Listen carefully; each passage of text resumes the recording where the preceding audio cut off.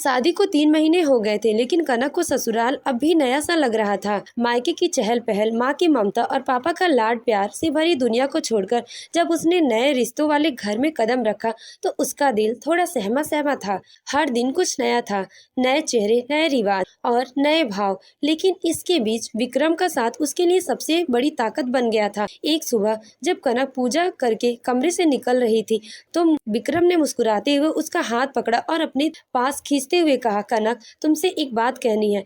कल मुझे और पापा को बिजनेस के सिलसिले में 10 दिन के लिए दिल्ली जाना पड़ेगा। ये सुनकर कनक ने झटके से खुद को उसकी बाहों से अलग किया और थोड़ा नाराज होते हुए बोली, क्या यार, तुम हर बार ऐसे ही मुझे अकेला छोड़कर चले जाते हो। मैं क्या करूंगी तुम्हारे बिना।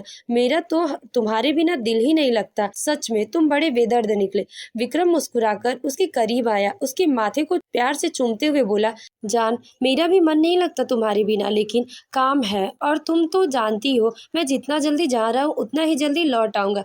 कनक उसकी आंखों में झांकते हुए हल्के से मुस्कुराई। ठीक है, लेकिन लौटते वक्त मेरी फेवरेट केक लाना मत भूलना। विक्रम ने आंख मारते हुए कहा, ऑर्डर नोट कर लिया है मैडम। और कोई फरमाइश? यह सुनकर कनक बोली, नहीं, बस तुम जल्दी आ जाना। अगले दिन सुबह विक्रम और उसके पापा दिल्ली के लिए रवाना हो गए। अब घर में केवल कनक, उसकी सास संजना और दादी सास रमा देवी रह रही थी।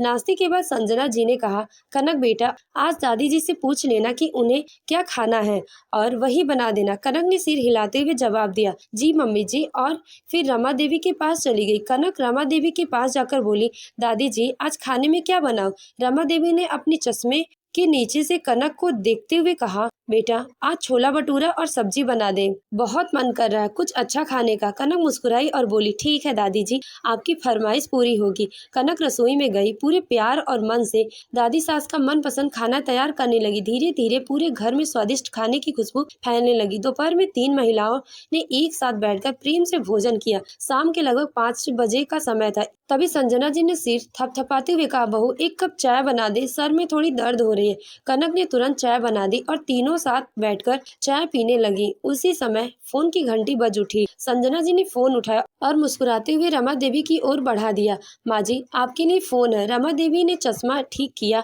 फोन कान से लगाया और कुछ देर बातचीत करने के बाद उत्साहित होकर बोली, अरे कनक, आज मेरी सहेली का जन्मदिन है। उसने घर में कथा रखी है और उसके बाद भोज भी है। तुझे तो जाना ही पड़ेगा। फिर संजना जी की ओर देखकर बोली, और संजना, तुझे भी बुलाया है, तू भी चल मेरे साथ। ये सुनकर संजना मुस्कुराई और बोली, ठीक है माँ जी। कनक ने हंसते हुए कहा, दादी जी, आपको तो पार्टी मिल गई। फिर तो आज तो आपको सजना संवरना भी पड़ेगा। रमा देवी खिलखिलाकर हंस पड़ी। चल, मेरी साड़ी निकाल दे और हाँ, अच्छे से प्रेस कर देना। आज तो पूरे ठाठ से जाना है। कनक मुस्कुराते हुए अलमारी से साड़ी निकालने लगी। जैसे ही वह साड़ी प्रेस कर रही थी तभी पास बैठी संजना जी हल्की सी हंसी के साथ कहा, बहू, तू तो अकेली है, अपने लिए क्या बनाएगी? कुछ सूखा खा लेना या सुबह की बची रोटी ही गर्म कर लेना। उनकी यह बात सीधे कनक के दिल में उतर गई। एक पल उसका हाथ ठिठक गया। आंखों के सामने माँ का चेहरा घूम गया। कनक मन ही मन सोचने लगी, माँ भी तो पार्टी में जाती थी, लेकिन उन्होंने कभी मुझसे ये नहीं कहा था कि खाना मत बनाओ, बल्कि हर बार मेरे लिए कुछ न कुछ जरूर बनाकर रखती थी, मेरी पसंद का। कोई नहीं सोचता कि मुझे भी भूख लग सकती है। बहू हूँ पर बेटी नहीं। उसकी आंखें भर आई, गला रुंध गया। फिर भी उसने खुद को संभाला, साड़ी प्रेस करके रख दी और चुपचाप अपने कमरे में चली गई। शाम धीरे धीरे रात में बदलने लगी। वो लोग पार्टी में चले गए। अब घर एकदम शांत और उसके सन्नाटे में कनक की उदासी और गहराती जा रही थी। उसने कुछ भी नहीं खाया था, बस मोबाइल की स्क्रीन पर उंगलियां चलाती रही, जैसे उसमें ही कुछ ढूंढ रही हो। घड़ी में रात के 9 बज चुके थे। तभी संजना जी की आवाज आई, कनक बहू, खाना खा लो बेटा। कनक कुछ बोलने ही वाली थी, तभी संजना जी उसके कमरे में आ गई। उसके हाथ में एक थाली थी, उसमें गर्मा गर्म आलू के पराठा और ऊपर से गाजर का हलवा। यह देखकर कनक हैरानी से बोली, माँ जी, आप पार्टी में नहीं गई क्या? संजना जी मुस्कुराई और प्यार से बोली, बेटा, जब मैंने तुझे कहा कि कुछ खा लेना, तभी तेरा मुंह उतर गया था। मुझे तभी समझ आ गया था कि तू कुछ भी नहीं बनाएगी, ना ही खाएगी, इसलिए मैं वहां गई और माँ जी से कहकर वापस आ गई। मेरा भी सिर दर्द कर रहा था। उन्होंने प्यार से थाली उसकी की ओर बढ़ाया और कहा, मेरी बहू हम सबका इतना ध्यान रखती है, आज उसके लिए मैं कुछ बनाऊंगी और हम दोनों साथ बैठकर खाएंगे, एक सास की तरह नहीं, एक माँ की तरह। यह सुनकर कनक की आंखें भर आई। वह भावुक होकर संजना जी के गले लग गई और धीमे स्वर में बोली, माँ इतना तकलीफ क्यों किया आपने मेरे लिए? संजना जी ने सिर सहलाते हुए कहा, बेटा तकलीफ कैसी, मैं भी तो तेरी माँ हूँ।